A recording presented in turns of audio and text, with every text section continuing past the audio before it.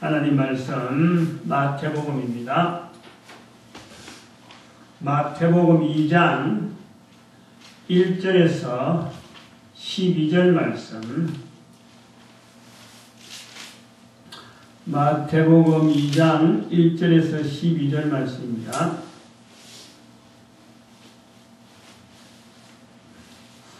같이 한 절씩 교독하도록 합니다. 다 같이 교독합니다. 제가 먼저 1절 말씀 봉독드립니다. 헤롯 왕 때에 예수께서 유대 베들레헴에서 나심에 동방으로부터 박사들이 예루살렘에 이르러 말하되 유대인의 왕으로 나심이 어디 계시며 우리가 동방에서 그의 별을 보고 그에게 경배하러 왔노라니. 헤롯 왕과 온 예루살렘이 듣고 소동한지라. 왕이 모든 대제사장과 백성이 서기관 들을 모아 그리스도가 어디서 나겠느냐 물으니 가르네 유대 베들레헴이 오니 이는 선지자로 이렇게 기록된 바. 또 유대 땅 베들레헴아 너는 유대 고을 중에 가장 작지 아니하도다. 내게서 한 다스리는 자가 나와서 내 백성 이스라엘의 목자가 되리라 하셨습니다. 이에 헤롯이 가만히 박사들을 불러 별이 나타난 때를 자세히 묻고 베들레헴으로 보내며 이르되 가서 아기에 대하여 자세히 알아보고 찾거든 내게 구하여 나도 가서 그에게 경배하게 하라.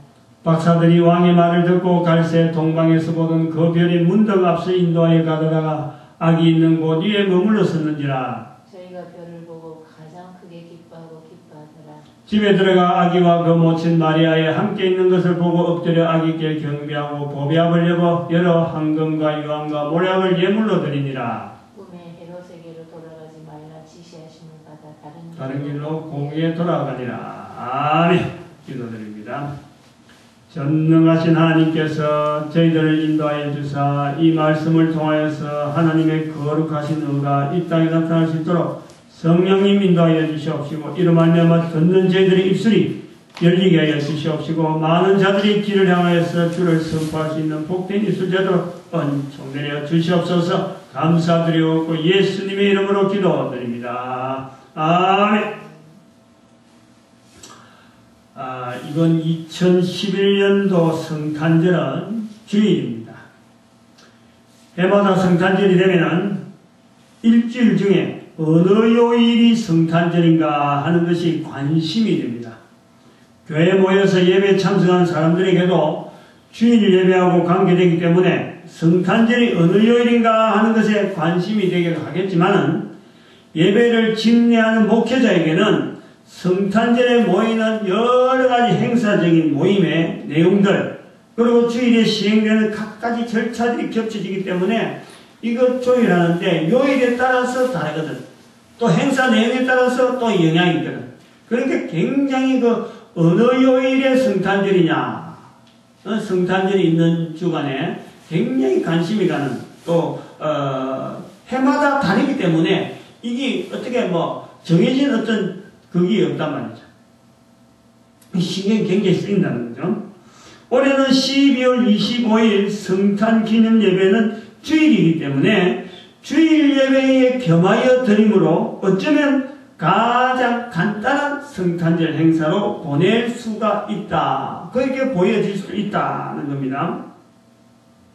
그리고 또 다른 관점에서 보면은 다른 관점이 보여진 게 이 성탄절하고 관계되는 것에서 12월 25일의 이 성탄절기는 교회에서 비롯해가지고 일반인들에게 확산이 된 절기가 이 성탄절기입니다. 그래서 교회에서는 성탄절을 알리기 위해서 옛날에 덕을 달고 그랬어요.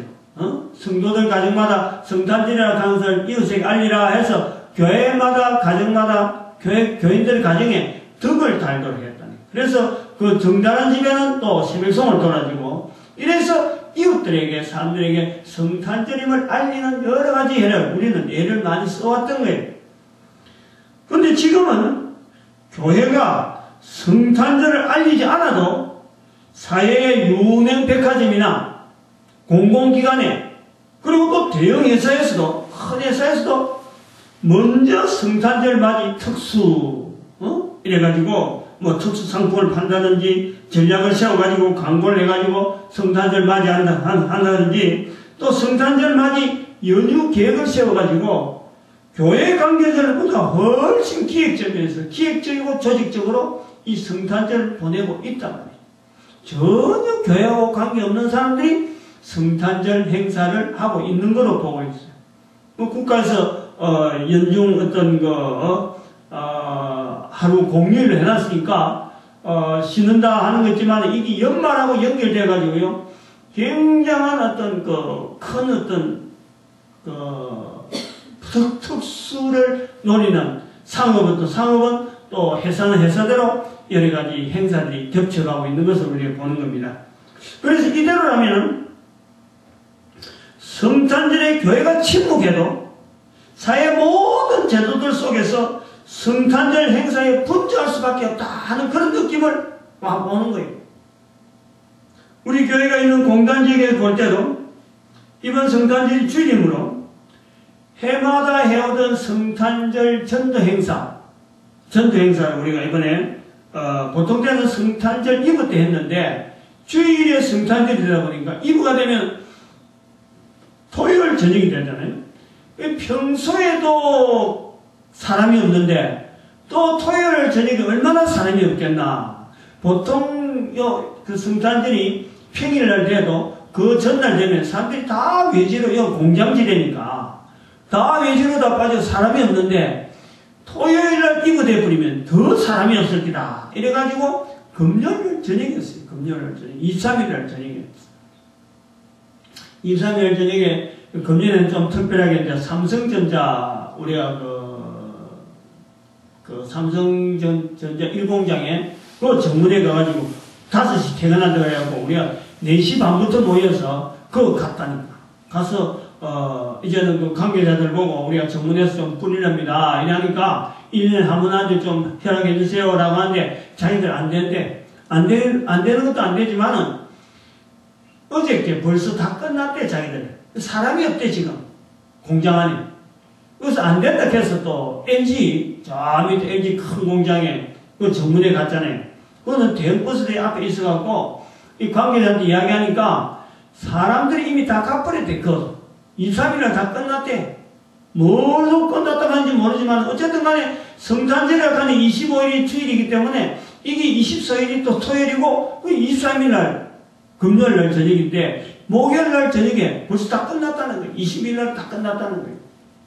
그래서 그것도 버스가 막 대입을 해가지고 위험해서 안 되겠다고 허락을 안 하더라고. 그래서 이걸 뭐 참 할 수 없이 이제 나왔는데 우리 공단에 그 골목에 상가 쪽으로 했습니다. 근데 상가 마치고 이제는 참석한 사람을 이제 차로 가지고 파라디아 아파트 1주공 전에 1주공 아파트 있던데 그거를 발현해 줬는데 입구에 보니까 성탄절 아치를 세워놨는데 불로하고 조명을 해놨는데 어찌 희양찬란히 해놨는지 우리 교회가 냉랭한 것 비하면은 지금 밖에서는 성탄절이 너무너무 화려하고 교회 장식할 필요가 없는 거예요. 옛날에는 성탄절 하느라고 교회 장식했는데 지금도 막 그 돈을 막 들고 있습니다만 뭐 그렇게 안 해도 될 정도로 되는 거예요 지금. 그래서 참 너무 딴판이다 하는 걸 많이 느꼈는데 이 성탄절을 사회의 한 절기로 사회 전체가 지금 이 성탄절이라고 하는 이 절기를 맞춰서 움직이고 있고 또 여기에 대해서 분명한 인식이 된 지금에 그렇다면 교회는 지금도 더 웅장한 스케일의 그 성탄 장식을 가져야 되는가? 그래서 성탄 장식하다고 많은 돈을 지출해야 될 필요가 있느냐? 옛날에는 모르니까 성탄절을 알리기 위해서 우리가 교회에서 장식을 하고 했는데 다 알고 있는 지금 시점에도 이 교회가 이걸 해야 되는가? 이것도 고민이라. 해마다 해오는 연례 행사처럼 그냥 교회가 막 따라가는데 의미가 없단 말이에요. 의미가. 응? 뭐 교회 밖에다가 성탄 장식을 할 필요가 의미가 없어. 교회만 해도 있는데 그거다가 또 성탄절에 장식을 할 필요 없어. 왜냐면 밖에 지금 크리스마스 트리가 온 길거리마다 공공장소로 가면 공공장소에 다 있고 큰 백화점은 다 있고 가정에도 다 있는데 이거 뭐 교회가 또 해야 되느냐 하는 그런 문제도 우리는 한번 지적해볼 한번 생각이 듭니다. 오늘 우리가 2011년 12월 25일 성탄절 주일이 되면서 이 교회의 진정한 그 성탄절 문화를 한번 예측해 보면서 어떤 문화로 가는 것이 바람직할까? 우리가 지금까지는 성탄절 알리기 위해서 왔는데 너무 많이 알려져 있고 교회는 잠잠해도 지금 더 밖에서 성탄절을 좀 보낸다 하고 있는데 교회는 그럼 진정한 그 성탄절에 대한 이 자세는 어떤 것이 좋은 건가 하는 그런 내용으로 오늘 본문에 좀 접근을 해보고 나름대로 의견을 제시해보고자 하는 그런 내용도 있습니다. 그래서 그 향후의 성탄절 문화에 영향이 될 수 있는 어찌 보면은 바른 성탄절 가지기, 바른 성탄절 보내기 뭐 이런 그 주제가 되어질 것으로 봅니다. 오늘 본문에 나오는 이 첫 성탄절이 오늘 본문 마태복음 2장 1절에서 12절 요 내용은 첫 성탄절에 대한 내용입니다. 첫 성탄절. 즉 예수님의 나신을 알리는 성탄절의 가장 대표적인 표식을 등장하는 동방으로부터 온 세 사람 이상의 박사 무리들이 아기 예수님에게 경배를 드리는 내용이죠. 물론 마가복음에는 이게 이제 빠져있고 누가복음에도 있습니다만 누가복음은 이거보다 시기적으로 조금 더 빠르죠. 나중에 설명을 좀 합니다. 그러나 분명하게 성탄절은 첫 성탄절이면 틀림없다. 왜냐하면 성탄절이라는 자체가 이게 어떤 뭐 정해진 것이 아니고 어떤 지금의 형태의 구조로서 나타나는 성탄절, 소위 말하면 알린다든지 어떤 행사를 한다든지 누가 찾아와서 경배한다든지 하는 이런 형태를 볼 때 누가복음에 있는 성탄절도 첫 성탄절을 볼 수 있고 또 마태복음에 있는 성탄절도 첫 성탄절을 보고 있는 마태가 보는 시각과 누가가 보는 시각에 시각 차이가 들어 있어야지 이 각각 다른 첫 성탄절을 예수님이 이 땅에 오시면 많은 인간들 중에 한 인간으로 한 사람으로 탄생하는 것이 아닙니다. 아니었어요. 모든 인간과 그 인간들이 살아갈 수 있는 만물을 만드시고 그 인간과 만물의 마지막 존재되어지는 최후까지를 모두 섭리하시는 그 하나님으로서 이 땅에 오심이며 또한 하나님이시되 철저한 인간으로서 인간 세상에 태어나심 바로 성탄이에요. 성탄. 요한일서 1장 11절에 말씀합니다. 자기 땅에 오매 예수 그리스도께서 이 땅에 오신 자체가 자기 땅에 오시는 거예요. 자기 땅에. 자기 땅 모든 존재물, 자연의 이치 모든 것이 창조주 하나님의 것으로서 자기 것, 하나님의 것이요. 그러므로 모든 존재물, 인간을 포함해 있는 모든 땅이 바로 말씀하신 대로 자기 땅이에요. 자기 땅. 하나님의 땅이란 말이에요. 그 하나님의 땅에, 하나님의 것의 땅에 예수 그리스도께서 하나님께서 이 땅에 오셨다 말씀하시는 거예요. 요한복음 1장 11절이 계속됩니다. 자기 땅에 오매 자기 백성들이 영접지 아니한 거예요. 자기 백성들이. 그래서 자기 땅에 오매 자기 백성들이 영접지 아니했다라는 말씀은 여러 부분에 비추어서 예수님과 이 땅에 있는 사람들과의 관계성을 나타내는 표현이기도 해서 여러 부분에 이것이 관계되어지는 부분입니다만은 이 말씀이 예수님의 이 땅에 오는 첫 시간 그것에도 관계가 되어지는 말씀으로 보는 거죠. 자기 백성, 자기 땅에 오면 자기 백성들이 영접지 아니한 것으로 표현되어지는 말씀. 그래서 즉 예수님의 나심은 오래전에 미리 성경의 여러 부분에 예언되어 있던 내용으로 이스라엘 사람들은 이를 기다리고 있었습니다. 다만 우리가 말하듯이 예수님이 오신다라고 하지 않고 이스라엘 백성들이 기다릴 때는 예수님의 이름에 말뜻이 되는 예수 구원할 자, 예수 구원할 자가 오신다. 구원할 자 그분이 오시면 바로 이스라엘은 어떤 상황이 되더라도 어떤 나라에서도 구원할 그분에 대해서 그분에 의해서 모든 나라와 모든 족속으로부터 아주 탁월한 지혜에 자기들이 구분되어져서 보낼 것이다 하는 소망을 가지고 믿음을 가지고 있는 겁니다. 믿음을 표현하고 그랬어요. 그래서 이스라엘 백성들은 구원할 자를 특별히 메시아라고 불렀어요. 메시아라고 부르면서 메시아가 오실 것이라고 기다렸습니다. 어떤 이스라엘 사람들은 구원할 자가 오시기는 분명히 오심으로 스스로를 메시아를 기다리는 사람이라 하는 표현으로서 구원할 자라는 뜻을 가진 그 이름, 히브리어 이름, 예수라 하는 이름을 자기 이름에, 아무나 자기 자손들에게 이름을 붙여주는 거예요. 남자아이에게 예수라는 이름을 막 붙여주는 겁니다. 그래서 구원이라 하는 뜻이 있는 예수라는 이름을 사람들에게 이 사람도 붙이고 이 사람도 붙이고 이렇게 불러주는 거예요. 그래서 예수님, 우리가 이 그리스도라고 하는 우리가 믿는 이 예수님은 그 오실 그 당시에는 이스라엘 땅에서는 예수라는 이름 자체가 구원이라는 뜻이 있기 때문에 이것이요, 이렇게 불리는 아이들이 많은 거예요. 그리고 그 아이들이 자라가지고 또 어른이 되어서 있기 때문에 예수라는 이름은 흔해 빠진 이름이에요. 흔해 빠진. 우리나라에서 제일 흔한 이름이 뭐냐? 아마도 몇 가지 있겠죠. 창자가 많이 들어요. 창자. 번창하다. 번창. 또 지킬 수. 생명을 지킨다. 이런 말에서 숫자가 많이 들어요. 우리나라 사람들이. 또 우리나라 사람들이 식자가 많이 들어요. 식자. 심을 식. 식자. 식물을 심어서 오래오래 번성한다. 이런 뜻이 있어요. 이런 의미가 있는 이런 글들은요, 우리나라 사람의 이름에서는요, 이게 많이 있어요.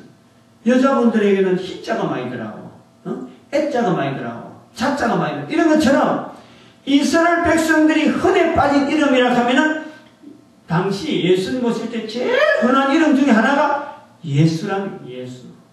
구원이라는 거예요. 뭐, 니도 구원, 나도 구원, 이런 거예요. 구원이란.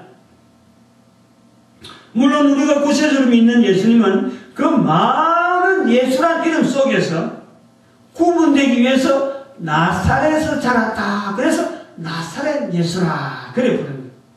그 나사렛 예수라 부르기도 하고, 또 나사렛이라는 이름을 중에서도 또 사람들이 많이 쓰니까 나사렛 중에서도 마태복음 21장 11절에 가보면, 11절에 보면은 나사렛에서 나온 선지자 예수 하나 더 붙었어요. 직책이 하나 더 붙었어요. 나사렛이라는 동네에서 나온 선지자 예수라.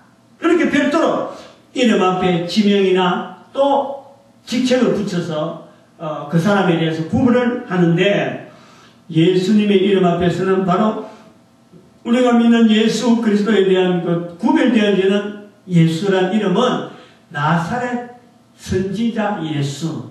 나사렛에서 나온 선지자 예수가 아마 여러 예수 중에서 구별되어질 수 있는 한 사람으로 꼽는다면 바로 그에 대한 표현으로 되어질 것으로 보아집니다.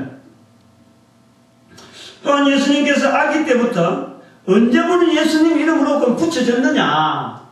그 마리아가 아무나 자꾸 우리 다른 애들도 예수라 그러니까 그럼 내가 낳은 애도 그러면 요셉이 내가 낳은 아들이 그러면 예수라 부르냐? 이렇게 그냥 많이 부르니까 예수라 붙이냐? 그건 아니에요. 누가복음 1장 31절에 천사가 예수님의 육신의 어머니 마리아에게 이 아이가 나면은 이름을 예수라 하라. 그래서 모든 사람을 저희 죄에서 구원할 자이십니다 하는 그런 뜻으로 아이의 이름까지 아예 태어나기 전부터 엄마에게 심겨줘서 예수가 된 거예요. 그 당시 많은 사람이 그런 뜻으로 가지고 있는, 여러 사람의 입에서, 여러 사람 앞에서 우리가 구원되어질 백성으로서 구원이라는 뜻이 예수란 이름을 했냐면은 이 예수님은 많은 사람을 저희 죄에서 구원할 자이심이라 하는 그 구원이 들어서 예수라 이름을 붙였다 이겁니다. 예수님께서 이스라엘 땅에서 기다리는 열망만큼이나 뜨거웠던 그 땅에서, 그리고 구원자가 오시기에 기다리는 그들에게 과연 구원자로서 예수란 이름으로 그 땅에 오셨던 오늘 본문에 보니까 열망은 하였지만은 정작 오심이 분명한 때에는 외면당하고 있음을 볼 때에 아까 요한복음 1장 11절에 자기 땅에 오매 자기 백성들이 영접지 아니하였더니 하는 그 내용이 우리가 연결되어진 것을 봅니다. 본문 1절부터 천천히 강의식으로 잠깐 이 성경을 풀어보면서 요한복음 1장 11절에 자기 땅에 오매 자기 백성들이 영접지 아니하였다는 내용을 우리 한번 연결해 본다면은 1절에 보니까 2장 1절에 헤롯 왕 때에 예수께서 유대 베들레헴에 나시매 동방으로부터 박사들이 이르러 말하되 유대인의 왕으로 나신 이가 어디 계시냐 우리가 동방에서 그의 별을 보고 그에게 경배하러 왔노라 했습니다. 이렇게 해서 등장하는 이 헤롯이라는 이 왕, 헤롯이라는 이름의 왕은 마태복음 14장에서 등장하는 분봉한 헤롯이 아닙니다. 이름은 같은데 바로 마태복음 14장에서 나오는 이 분봉한 헤롯의 아버지 헤롯. 헤롯 대왕이라고 불리는데 이 헤롯 대왕인 헤롯은 유대 지역을 다스리는 왕이지만은 우리나라 왕하고 좀 다른 것이 요 부분이 있어요. 우리나라는 왕이라고 할 때 그 나라 사람입니다. 그러면 우리나라 조선나라 왕이다 하면 조선을 위해서 활동할 수 있는 조선 사람이 대한민국 사람이라니까. 근데 헤롯 대왕이라는 이 대왕은 유대 지역을 다스리는 왕이지만은 로마의 속국으로 있는 유대 지역에 자기가 왕이 되려고 로마 사람한테 돈을 준 거예요. 돈을 주고 내가 왕 되는 권세를 내가 유대 지역을 내가 다스리는 왕이 될 테니까 이 돈을 받고 내한테 왕 되는 권세를 달라. 유대 지역을 내가 다스리겠다. 그래서 로마의 속국으로 있는 이 유대 지역을 로마에게 돈을 주고는 자기가 왕으로서 그 권세를 누린다. 그러다 보니까 지금 뭐가 제일 문제가 되냐니까 유대인들 중에서 유대인의 왕으로 나신 이 가면은 기가 번쩍인 거예요. 아주 뭐 소름이 쫙 끼지. 제일 헤롯 왕이 싫어하는 것이 유대인의 왕이라는 이 소리. 자기는 지금 유대인을 다스리는 왕이지만은 유대인이 아닌 거예요. 그래서 늘 유대인들 중에서 자기에게 반감을 품고 어떻게 데모하고 막 당신은 유대인이 아니니까 우리의 왕이 될 수 없다 라는 말이 나오는 것을 제일 싫어하기 때문에 이 헤롯이 로마 사람한테는 돈을 줘갖고 권세를 받고는 유대인들에게는 그 소리 나지 않기 위해서 성전을 지어주는 거예요. 헤롯 성전을 지어주는 거예요. 한 46년 걸려서 짓는 어마어마한 공사들 엄청난 돈을 들여서 성전을 지어주는 거예요. 그러니까 그것이 헤롯이 돈이 엄청나게 많은 사람이에요. 돈 주가지고 자기가 권세를 얻지 또 돈 주가지고 또 성전을 지어주지. 그런데 어떻게 하는지 그래 하면서도 유대의 왕이 되려고 자기는 막 작정을 하고 달아졌는데 유대인의 왕으로 나신 이가 어디 계시냐고 하고 동방의 박사들이 불쑥 이야기하니까 얼마나 놀랬겠어요. 그런 환경이란 그래서 이거는 지금 유대인의 왕으로 나시니 가는 것은 기다리는 것이 아니고 아주 막 놀래는 거예요. 놀래고 어떻게 하든지 유대인의 왕으로 나서는 처치하려고 하는 그런 민감한 사안이 바로 유대인의 왕으로 있는 헤롯 왕의 입장에 있다라는 것을 우리가 보는 거죠. 1절에서 예수님께서 유대 베들레헴에서 나심에 동방으로부터 박사들이 예수님께서는 유대 땅 베들레헴에서 태어나실 것이라 하는 예언은 이미 오래된 내용입니다. 그래서 여러 성경의 내용에서도 밝게 표현하고 있으면서 예수님께서 오실 당시에도 많은 사람들이 이 내용을 모르는 바가 아니었습니다. 본문 5절 6절 사이에 인용되어지는 이 내용은 미가서 5장 2절이나 또 창세기 49장 10절에서 표현하는 그 내용과 같이 밝히는 것으로서 5절에 가로되 유대 베들레헴이니 이는 선지자로 이렇게 기록된 바 또 유대 땅 베들레헴이여 너는 유대 고을 중에 가장 작지 아니하도다. 내게서 한 다스린 자가 나와서 내 백성 이스라엘의 목자가 되리라 하였습니다 하는 이 구약에 있는 미가서 5장 2절에 있는 말씀으로서 베들레헴 에브라다야 너는 유다 족속 중에 작을지라도 이스라엘 다스릴 자가 내게서 내게로 나올 것이라 그의 근본은 상고의 태촌이라.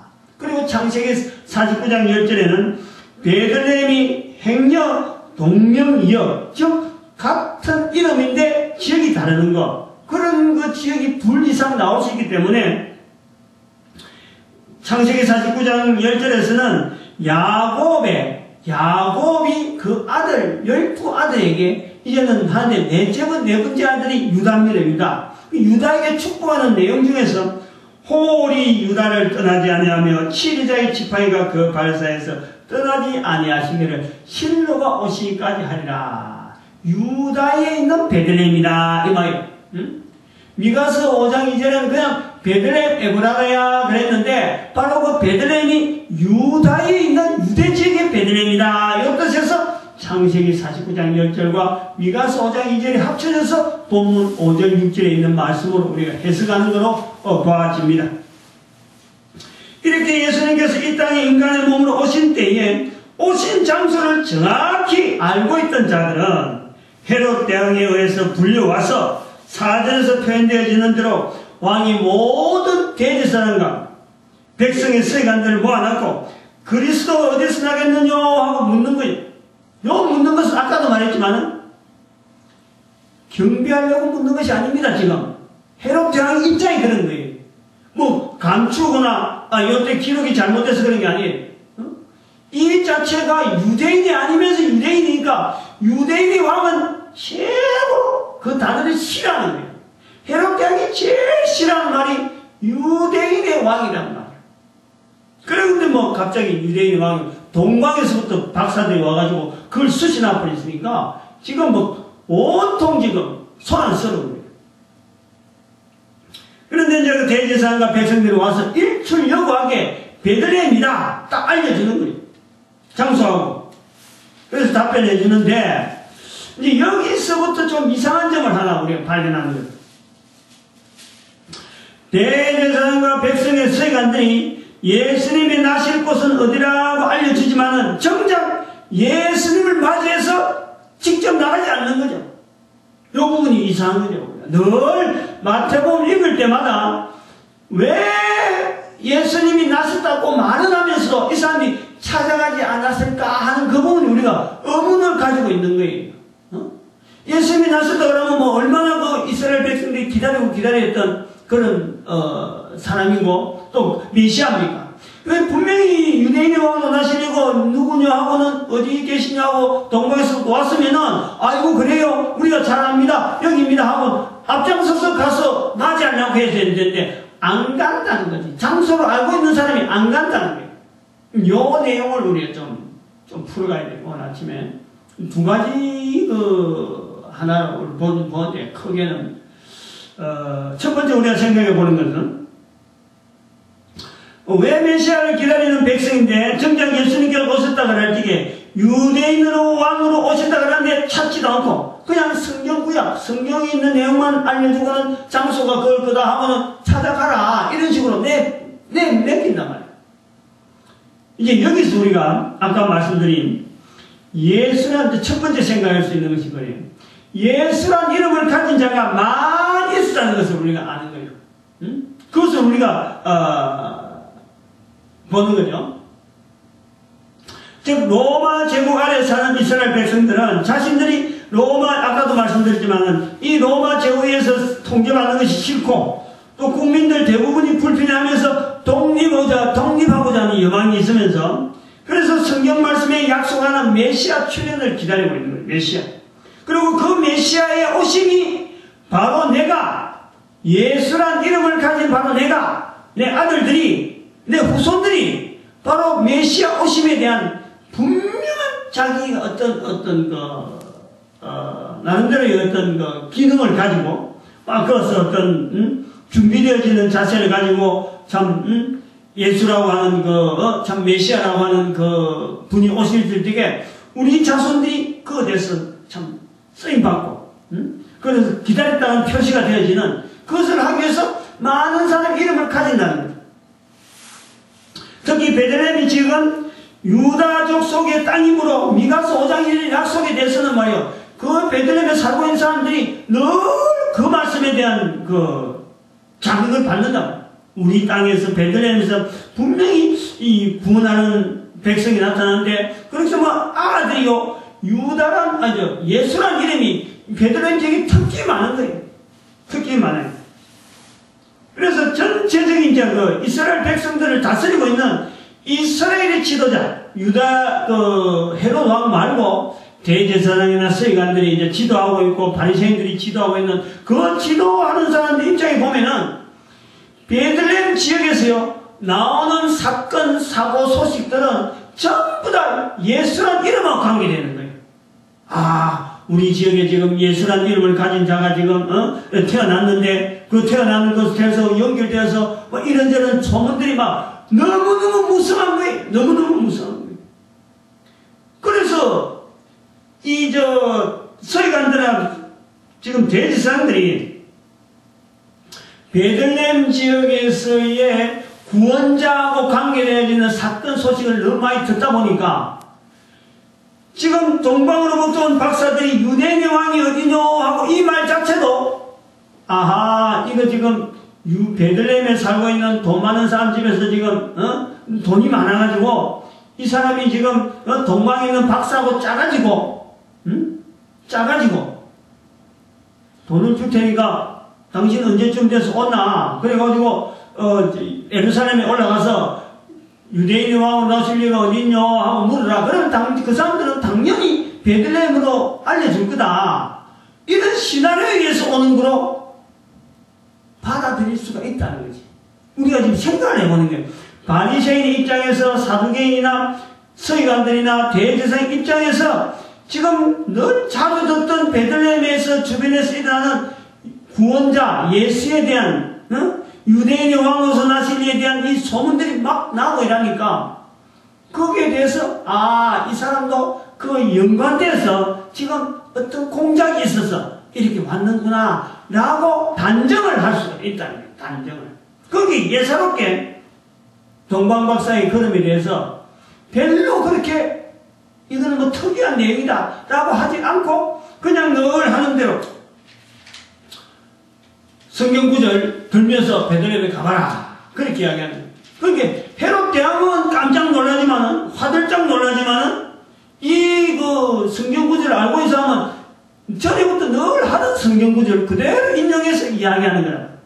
그러니까 2장 오늘 본문에 있는 5절 6절에 있는 말씀은 예수님이 나셨으니까 특별히 이 말씀을 적용한다 라고 하는 것이 아니고 유대인들이 그냥 늘 해오던 대로 알고 있는 내용을 성경 본문에다가 마태가 인용한 정도로 보아진다. 이 말씀 가지고 예수님이 진짜 오셨다 안 오셨다 라고 우리가 사건으로서 볼 수는 없는 거예요. 대제사장들이나 서기관들의 그 추정은 아마 아까 제가 말씀한 그런 부분으로 또 추정이 되어질 것으로 하나의 그 해프닝성 사건 그 정도에서 잠잠해 시킬 수가 있어요.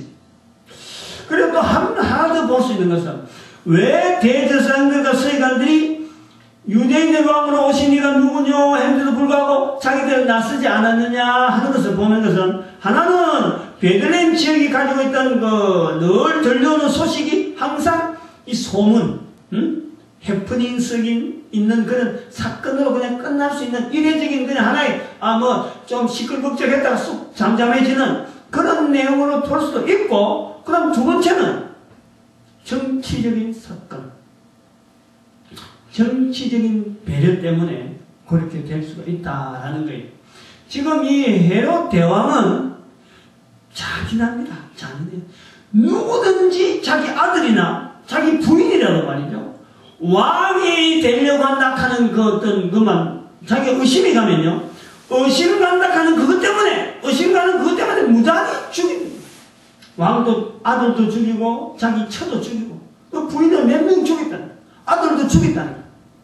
그래서 이 정치적으로 유대인의 왕에 대해서 자기에 대해서 돈을 주고 샀기 때문에 늘 그게 전전긍긍하고 있는데, 이런 난폭하고 잔인한 왕을 대제사장들이나 서기관들은 너무나 잘 알고 있는 거예요. 그런데 유대인의 왕으로 나신 이가 어딨냐, 동방에서부터 사람 몇 명 와가지고 그 사람들에서 정체가 그냥 온 사람에 대한 정체도 잘 모르고 또 그 박사들인데 정치적으로 뭐 힘이 있으면 얼마나 힘이 있겠어요. 몇몇 사람 수행만 해갖고 오늘 뭐 마이오만 10명 정도, 최고로 많아봐야 10명 정도로 보더라도 뭐 많으면 20명이라 본다 하더라도 근데 군사도 아니고 무기도 안 들고 그냥 유대인 왕이 오신 하고 지금 바로 사자의 코트를 건드린 거 아니에요. 헤롯 대왕에 사자의 코트를 잡고 지금 흔드는 그걸 보고 있으면서 지금 이 대제사장 서기관들이 질겁을 하는 거예요. 질겁을. 오히려 이제 그것 때문에 질겁을 하는 거예요. 이 사람들. 그런데 그 사람들이 유대인 왕이 오시뇨 하고 그래요. 그럼 우리 내가 안내해 줄 테니까 따라갑시다 했다가는 이 지금 헤롯 대왕한테 죽는 것은 이건 그 자리에서 죽는 거예요. 그 자리에서. 따라가봅시다. 잘 됐습니다. 아이고 우리 유대인 왕으로 났으니까 내가 한번 안내해서 내가 유대인 왕에게 내가 한번 잘 보여봅시다 하고 따라가는 그날에는요 바로 그 자리에서 적사라. 이거를요 정치하는 입장에서 누구보다도 더 이 사람들은 피부로 와닿게 안 한단 말이에요. 그렇게 말을 못하는 거지. 따라간다는 말은 생각도 못하는 거예요. 그러니까 동방박사들만 가라고 지금 장소만 알려주고 우리는 관계없다고 오히려 아닌 척 전혀 내색을 낼 수도 없는 헤롯 대왕 앞에서 그걸 내세웠다가는 언제 자기들이 죽을지 모르니까 내세우지 않는 상태가 되니까 그냥 동방박사들만 찾아가라고 지금 장소를 알려주는 것으로 두 가지 점에서 봐져서 이 동방박사들만 찾아가는 것으로 봅니다. 그러므로 우리는 본문 마태복음 2장에서 나타나는 등장인물의 대화 중에서 첫 성탄절은 유대인의 왕으로서 나신 이에 대한 이 예수님을 진심 어린 자세로서 찾는 자가 누구냐?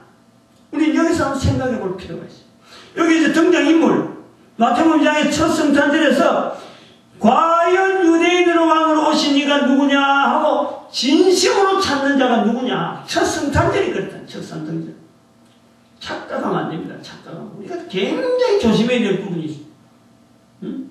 오늘은 우리가 성탄절을 하는 거하고 지금 우리 같이 비교하면서 봐야 됩니다. 응? 교회라고 해서 성탄절 하고 장황하게 행사하고 장황하게 우리가 예수님 오신 날을 기다립니다 라고 하고 있는 그 환경을 헤롯 궁전에서 지금 첫 성탄절이 열리는 환경에서 누가 과연 진실되게 예수님의 첫 성탄절을 기다리며 찾는 자의 마음이 있는 자가 누구냐 하고 보면은 동방박사 3사람 아니면 3사람 이상 3사람 적어도 3사람은 최하가 3사람입니다. 이 3사람이 된 4사람이 그건 몰라요. 적어도 동방박사 몇 명인지 적어도 3사람 이상은 될 것이다. 한 사람 한 사람에 만약에 예물이 다 있어야 될 그런 어떤 중대한 상황이었다면 3사람이 있고 그 예물이 없어도 그냥 따라왔던 사람이 혹시 있다면 3사람 이상은 될 것이다. 예물 자체가 3가지니까 각각 냈으니까. 그래서 이 3사람 외에는 예수님의 첫 성탄절에 진정으로 예수님을 찾으려고 하는 사람들은 없었다는 것이 분명하다는 거예요. 헤롯은 대제사장과 서기관들도 안 되죠. 그 다음에는 동방박사들 밖에 없어요. 그리고 본문 아까도 말씀했지만 5절 6절에 있는 말씀의 인용 자체도 이거는 일반적인 이스라엘 백성들이 있는 베들레헴 에브라다야 미가서 5장 2절에 있는 또 창세기 49장 10절에 있는 유다의 베들레헴이라는 이거는 일반적인 이스라엘 백성들이 그냥 달달달 애우고 있는 구원자가 오시면 메시아가 오시면 베들레헴 지역인데 그거에 대해서 성경구절 그냥 달달달 애우고 있는 누구에게든지 적용시키는 성경구절이니까 첫 예수 그리스도에 대해서 그 대제사장들과 서기관들이 연구해가지고 내는 그런 아니다 말이에요. 그냥 입에서 툭 나오는 거예요. 그거 베들레헴 땅이에요. 딱 나오면서 성경구절 이런 게 있어서 일반 사람들이 이렇게 알고 있어요. 나도 그래 알고 있고 그건 일반적입니다. 내가 연구했다 하면은 이 또 헤롯 대왕한테 저기 얼마나 유대인의 왕을 기다렸으면 저렇게 연구를 깊이 했느냐. 이래 죽는다니까. 그러니까 다른 사람들이 잘 아는 걸 가지고 그냥 제시하는 것 정도밖에 없어. 그러니까 여기에 지금 등장인물 중에서 예수님을 진심으로 기다리는 사람은 동방박사 외에는 없다라는 것의 결론을 우리가 내는 거죠. 그렇다면 우리는 본문에서 이 동방박사를 보면서 그 앞에 부분에 대한 다른 사람들에 대한 우리가 다 좀 무시할 수 있는데, 우리가 동방박사가 과연 그러면은 짜고 아니면은 그 진짜로 온 그 동방박사냐 하는 것에 대한 우리가 추정을 해야 되는 거예요. 그렇지 않으면은 우리는 본문에서 어떻게 이 사건, 본문의 사건을 통해서 어떻게 여기가 과연 첫 성탄절이다 하는 내용을 우리는 찾아내요. 과연 예수님 나신 날을 지금 예수님 나심에 대한 이 성탄절 보내는 자세를 우리가 하나의 모델로 잡아야 된다면 이 첫 성탄절에서의 모습에서 어떤 모습을 보고 과연 예수님 오신 성탄절과 관계되는 거다. 짠 게 아니다는 거예요. 짠 게 아니고 우연히 일어나는 해프닝이 아니다는 거예요. 응? 분명하게 진지하게 어떤 인격과 인격의 만남이 있고 그 다음 사건 자체가 이례적이면서 그거는 앞으로도 우리가 주어지는 우리가 믿음으로 받아가는 예수 그리스도에 대한 영원한 고백으로 되어질 수 있는 첫 성탄절이라는 것을 우리는 고백할 수 있는 그런 어떤 흔적은 어떻게 되어 있는지 5절 6절 자체가 성경 구절은 이것은 일반적인 이거 갖고 말이야 요런 성경 구절이 있으니까 예수 그리스도 오심에 대한 첫 성탄절에 대한 분명한 자료다 이렇게 보지 못한다는 거지. 그래서 이제는 행동을 통해서 어떤 부분을 통해서 예수님의 첫 성탄절의 모습을 우리는 찾아야 되는데 저는 그것을 본문 11절에서 찾는 거죠. 본문 11절에서 첫 성탄절의 모습을 찾아낸다라는 거예요. 11절에 세 가지 부분에서의 첫 성탄절의 진지한 모습을 우리가 볼 수 있습니다. 첫 성탄절 진지한 모습.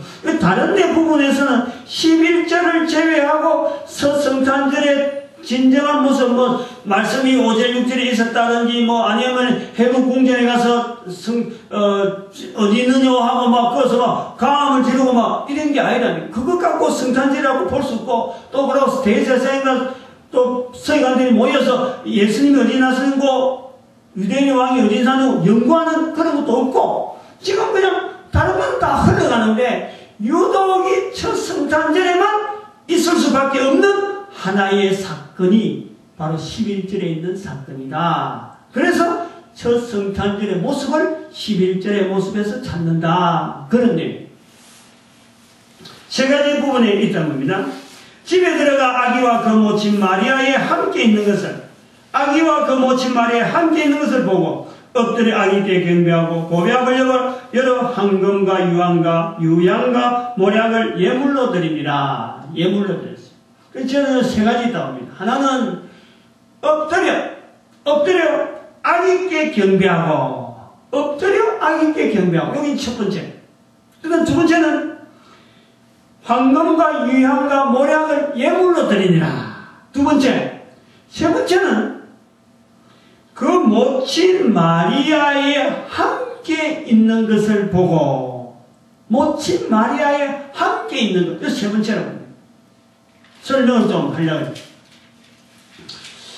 첫 번째 엎드려 아기께 경배하고라는 표현이 예수님의 첫 성탄절의 분위기를 잘 그리고 분명하게 나타내고 있다는 것을 우리가 보는 거죠.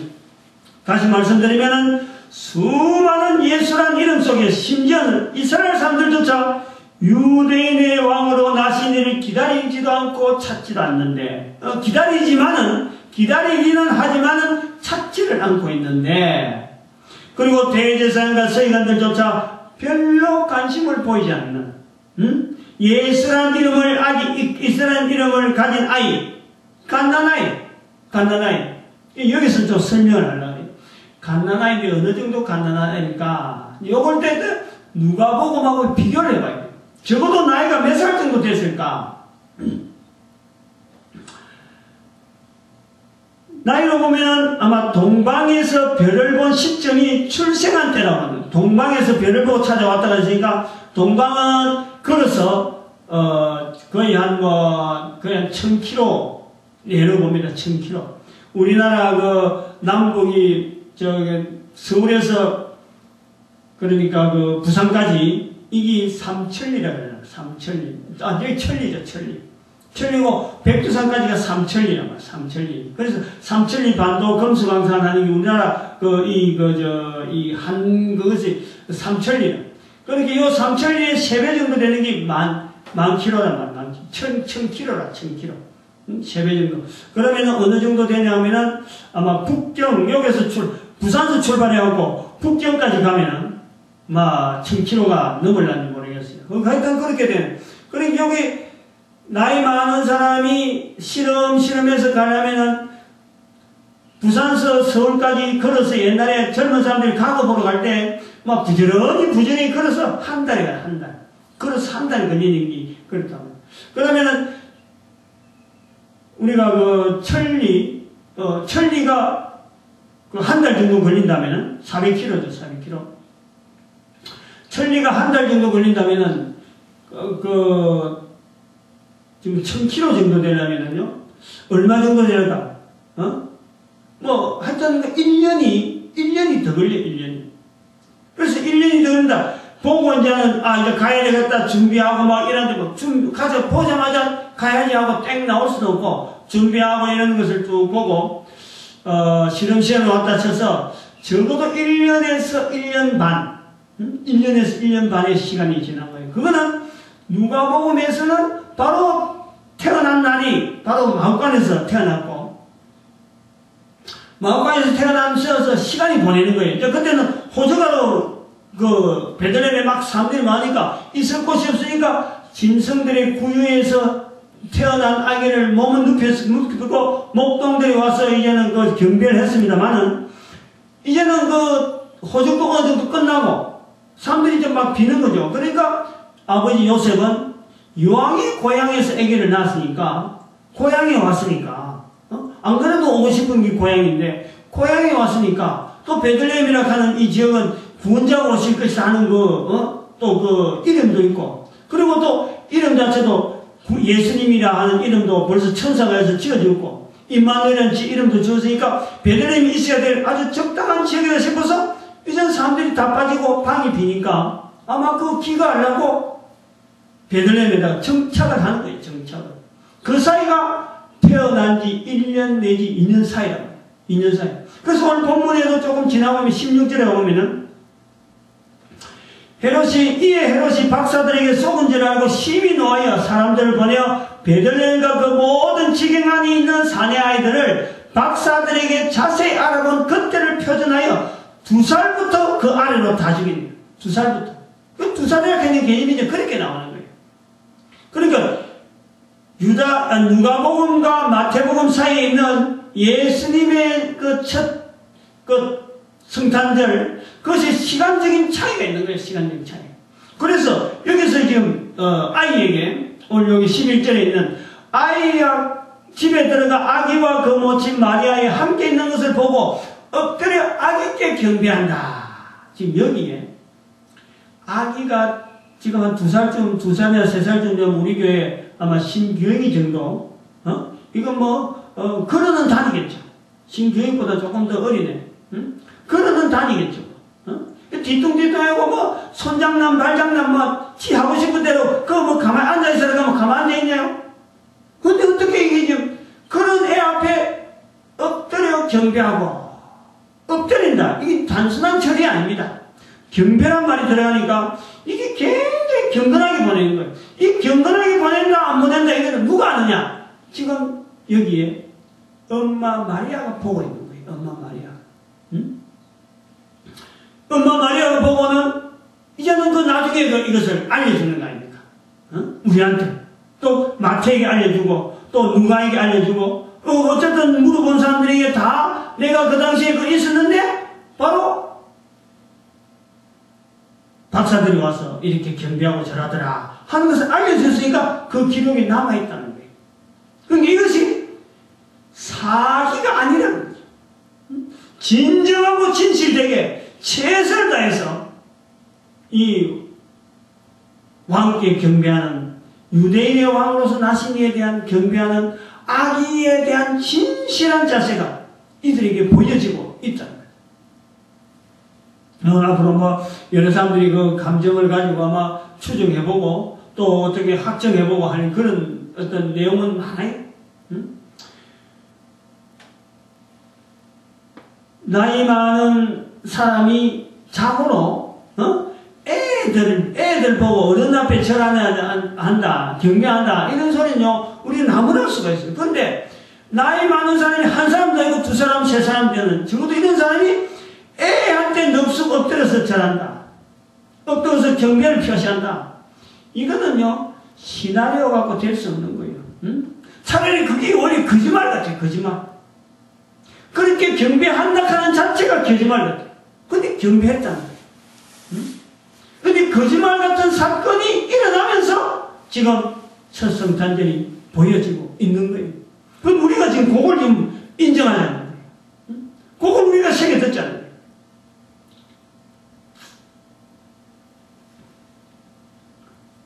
그럼 두 번째 또 정부에서 우리가 볼 때 11절에서 예물 세 가지를 드렸다. 예물 세 가지. 황금, 유향, 모략. 하나하나가요 귀중한 겁니다. 오늘날 같으면은 뭐 예사로 돈만 있으면 구할 수 있는 그런 내용들이지만 당시에서는요 정말 이것은 어찌 보면은 자신의 어떤 각오, 자기의 마지막 어떤 인생의 참 마지막으로 어디에 자기의 삶을 전체를 걸고 헌납을 하는 하고 싶은 어떤 그 참 귀중한 하나의 자기 존재에 맞바꾸는 그런 어떤 귀중성이 들어있는 재료들입니다. 황금, 어떤 돈으로 바꿀 수 있는 아주 중요한 어떤 재원이기도 하죠. 그건 뭐 어떤 귀중성의 어떤 표시가 되어지는 황금, 유향, 유향은 그 향기를 내는데 아주 그 이스라엘 지역에서는 나지 않는 아라비아 지역에서 나는 유향나무에서 나는 향수래, 향수. 그 다음에 모략은 마취제 비슷하게. 또 이것은 한편으로는 그 치료하는 데는 분명히 뭐 아주 귀하게 쓰여만. 요즘도 그 마취 기술이라고 하는 건 굉장히 어려운 기술인데, 그것이 발달됨으로써 우리 의학계가 엄청나게 참 전환점이 왔는데, 그것이 오래전에 가공되어져서 마취, 방부제 역할을 하는 뭐 참 그런 그 귀중한 재물 선물입니다. 이런 귀중한 것을요 가지고 있는 것만해도 이거는 보통 그 어떤 재산이 아니고 어떤 그 사람의 신분을 나타내는데 아주 적합한 어떤 그 물건하고 신분하고 대조를 할 수 있는 그런 게 되어지는데 이걸 드린다는 거예요. 이걸 드린다는 거예요. 이거는 신용이 아닙니다. 드리는 신용이 아니라 그게 바로 마리아가 있다는 거예요. 애한테요 줬다 뺏었다 이건 마음대로 할 수 있어요. 애 3살 먹는 애한테 뭐 준 거 또 다시 뺀 거 애한테 아무 소리 못합니다. 그러나 예물 드린 것을 봤다는 것은 그 엄마가 있다는 거예요. 엄마 앞에서 드리고 있으니까 엄마가 정일이라 봤다는 거예요. 자기 앞에 주더라는 거예요. 이런 내용 이 내용이 진실된 내용이다라고 본다는 거죠. 그래 아까 이제 세 번째 부분에서 바로 이런 일에 아이 엄마가 지켜보고 있었다. 아이 엄마가 지켜보고 경배하는 내용을 보고 그 다음에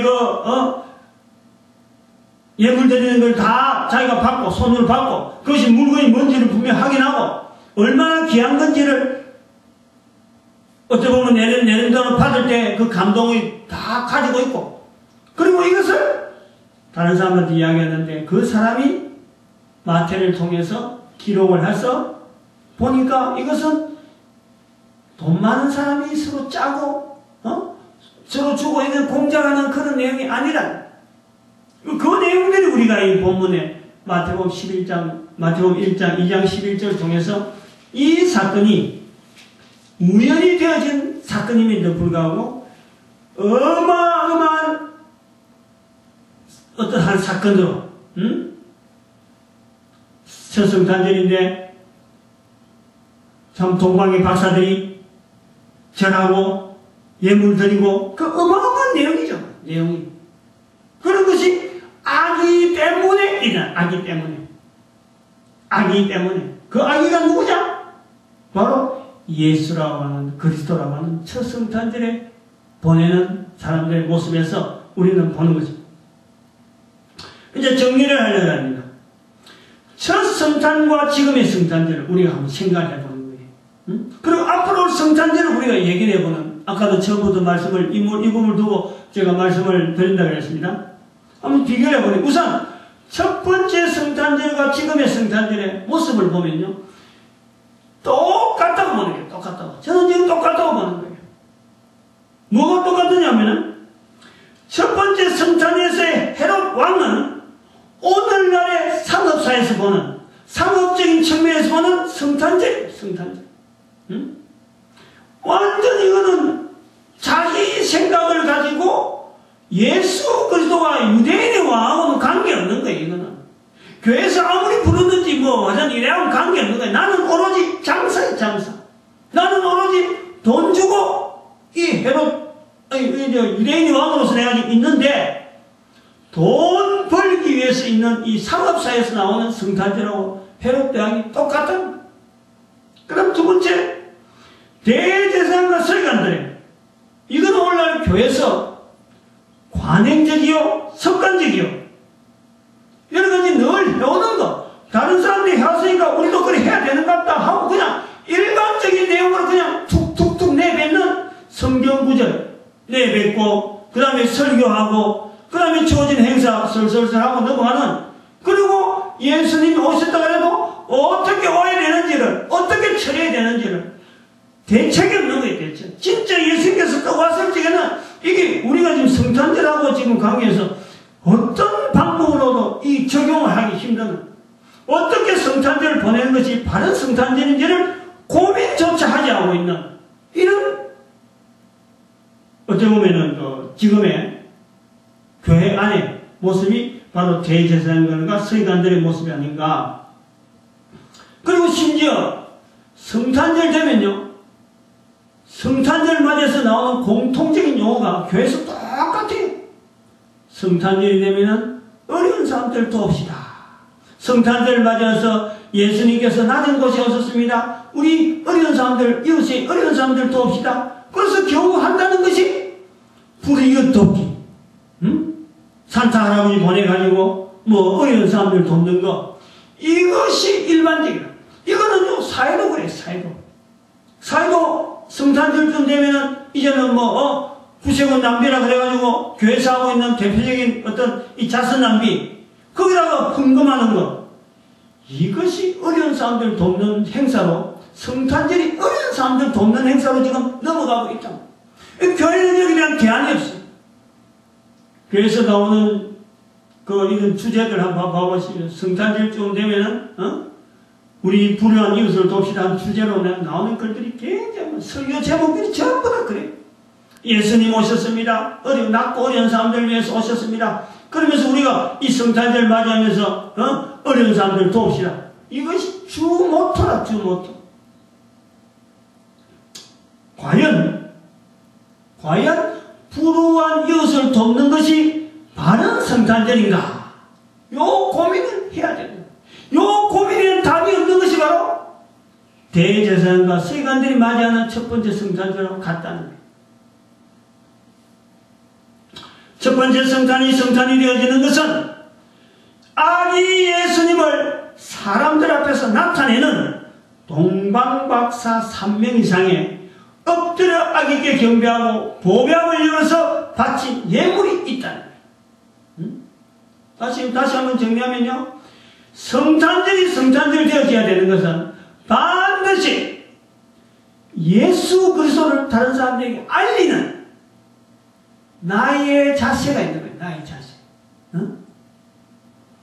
예수 그리스도를 알리는 것이 불의한 이웃을 돕는 것이 모토가 되는 것이 아니라 예수 그리스도를 나타내는 예수 그리스도를 아기 예수 그리스도를 나타내는 이제는 아기 예수 그리스도가 지났잖아요. 성천하셨잖아요. 부활하셨잖아요. 우리에게 명령하셨잖아요. 모든 사람에게 내 증인되라. 사도행전 1장 8절에 예수님을 나타내는 분명한 말씀을 하고 가셨어요. 그것도 말도 안 하고 그것도 오직 한 말씀. 모든 사람 앞에 내 증인되라. 모든 족속에게 제자를 삼으라. 온 족속에게 복음을 만민에게 복음을 전파하라. 누가복음 16장 15절, 마태복음 28장 19절, 사도행전 1장 8절 전부 다 보면은 예수님을 나타내는 거예요. 예수님. 그리고 우리한테 성탄절이라는 게 주어졌으면은 성탄절 자체가 바로 예수님을 나타내는 거라면은 우리는 지금 보내야 될 성탄절은 철저하게 예수 그리스도를 나타내는 이것을 오늘 우리말로 하면 전도라고 하거든요. 전도. 응? 어떻게든지 예수를 나타내는 이 전도하는 일에 우리가 성탄절을 보내야 된다. 이것이 바른 성탄절을 보내야 되는 교회가 해야 될 일이 아닌가. 행사 위주로 가면 안 된다는 거예요. 응? 불의의 도끼라든지 이런 걸 갖고 이 기치를 내걸고 성탄절의 방향을 다르게 돌리면 안 된다는 거예요. 밖에서 상업사회가 발달할수록 성탄절을 어떻게 이용하든지 간에 그거는 그 사람이 이용하는 거는 그 사람대로 또 평가를 해야 되고 그들끼리 가는 길이지만 교회는 교회대로 유일하게 교회가 있어야 될 이유 중에 하나가 바로 사도행전 1장 8절에 있는 많은 사람들에게 모든 사람 앞에 예수님의 증인되어지는 일에서 이 교회의 자리가 있다고 한다면 성탄절도 성탄절 되도록 바로 예수 그리스도를 나타내는 일에 똑같은 그 맥이 성탄절, 부활절, 맥주감사절 이런 여러 가지 부분에 항상 예수 그리스도를 이 땅의 사람들한테 접목시키기 위한 우리의 교회의 어떤 일로서 접근해야 되지 않느냐 그래 본단 말이죠. 그래서 우리 교회에서는 금년에도 뭐 늘 해마다 그래 해왔습니다만 과자를 늘 300개 이렇게 준비해 왔어요. 금년에는 그 비닐봉지 이렇게 자크가 있는 이렇게 열었다 할 수 있는 그런 비닐봉지를 한 300개 해가지고 문방구 스티커에다가 인쇄를 해서 축성탄 예수님 오신 날 그리고 재용서 재용서하시기 위해서 예수님 오셨다 이렇게 인쇄를 해갖고 비닐봉지 붙여서 전에는 그 사이오비엘이라는 과자에다가 했는데 이번에는 사탕도 집어였고 또 초콜릿도 집어였고 다양하게 집어였고 거기다 전도지도 한 장 넣었어요. 전에는 그 이제 전도지가 만들어갔는데 이번에 전도지가 들어간 것이 특징입니다. 길거리 찬양하면서 그걸 나눠줬어요. 나눠줄 때 우리가 입에서 말을 하자. 내가 말을 해보니까 내가 직접 이제 사전에 미리 해봤죠. 해보고 이 말을 해보는데 전에는 우리가 뭐 성탄의 하나님 은총을 빕니다 하고 이렇게 우리가 축복했는데 그것 갖고는 너무 좀 밋밋해. 그래서 이 실제로 사무실에도 들어가서 이 과자를 주보고 예수님 오셨습니다 하고 이렇게 전해줬는데 이 말이 좀 너무 딱딱한 거예요.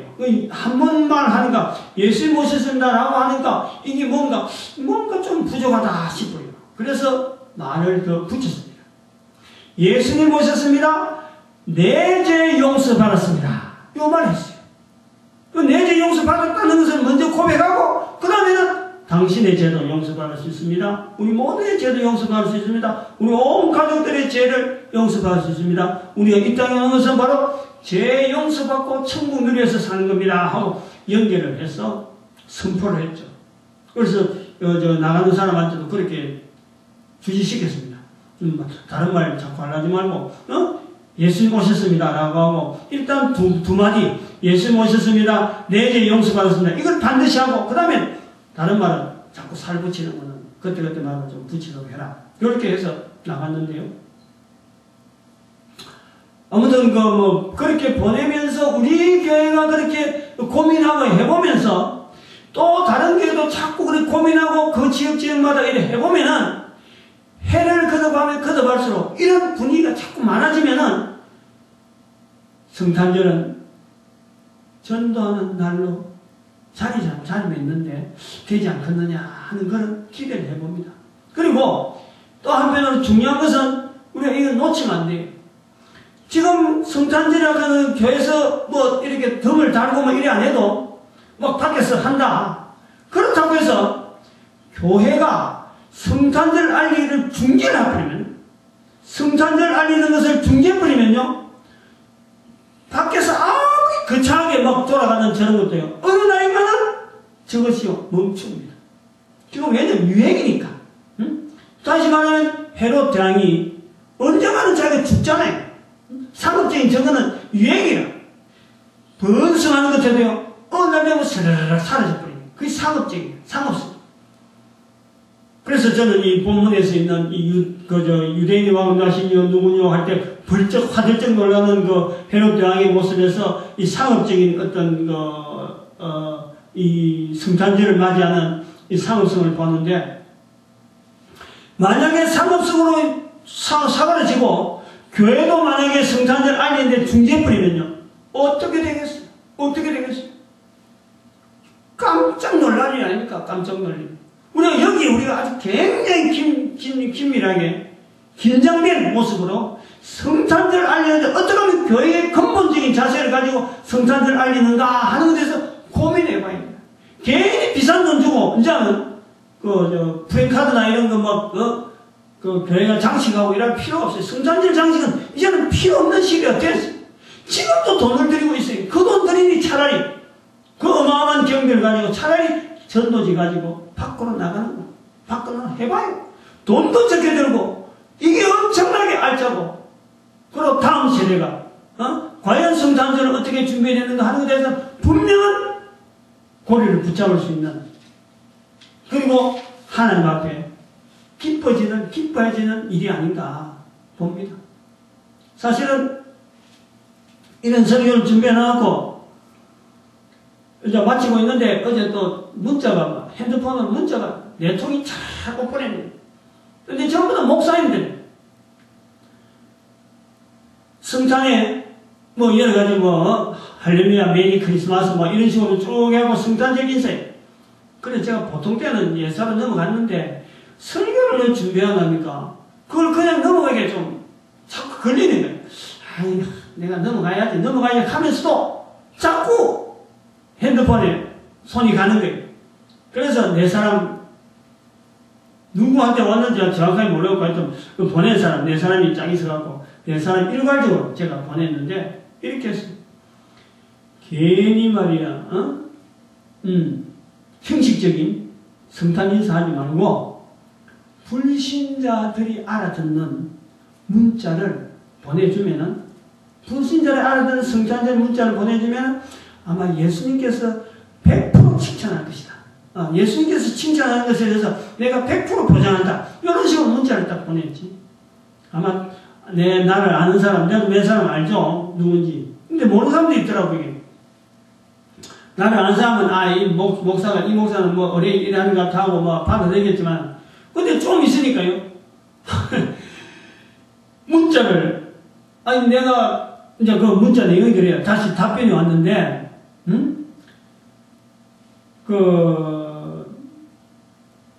뭡니까? 저는 형식적으로 인사를 한 게 아닙니다. 이렇게 답변이 오는 거예요. 도대체, 내용이 뭔지 좀 자세히 알려주세요. 자기가 이렇다. 나는, 이 사람, 내가 모르는 사람이 있다 했더만, 자기는 알고 이제 교회 주소 보고 문자를 보내겠지만, 나는 이제 미처 인사 안 된 사이에서 자기는 보냈는데, 나는 모르는 거예요. 그래서, 이름 모르는 분입니다. 제가 이제 제 핸드폰에는 없는 분입니다. 이렇게 하고, 사실은 우리 교회 안에서 서로 핸드폰으로 주고받고, 할렐루야, 성탄의 하나님, 좋은 서로까지 이런 이야기하는 이 목사가 할 일이 아니잖아. 목사는 우리 그런 걸 갖고 선포를 해야 되는 거지. 목사끼리 주고받아라 하는 내용이 아닌데, 우리가 주고받아서 내가 그래 보낸 거고, 그리고 그 정확한 그 불신자에게 하는 언어는 한 사람 한 사람이 하나님 앞에서 고민하면은 성령님의 탄식이 있어서 그 탄식대로 하면 될 것이다. 내가 그렇게 답변을 보냈어. 왜냐면 우리가 이게 말이요, 정해진 것이 없다는 거예요. 정해진. 하나님의 성령이 역사하시면 오늘도 수많은 영혼들이 성탄절이 있음에도 불구하고 이 성탄절이 뭐 하는지도 모르고 그냥 덮고 쓰고 넘어가는 이걸요, 성령 하나님은 굉장히 안타까워한다. 한번 생각을 해봐요. 예수님 오셨다는 것을 다들 알고는 있는데 성탄절이라는 이름을 가지고 그냥 덮고 써가지고 그냥 넘어가는 거예요. 밖에서 찬양을 부르고 그냥 쉬시고 웃고 그래. 선물 줘도 뭐 받는 사람도 있고 안 받는 사람도 있고 뭐 그거 돼서 뭐 반응한 사람이 그 찬양이죠.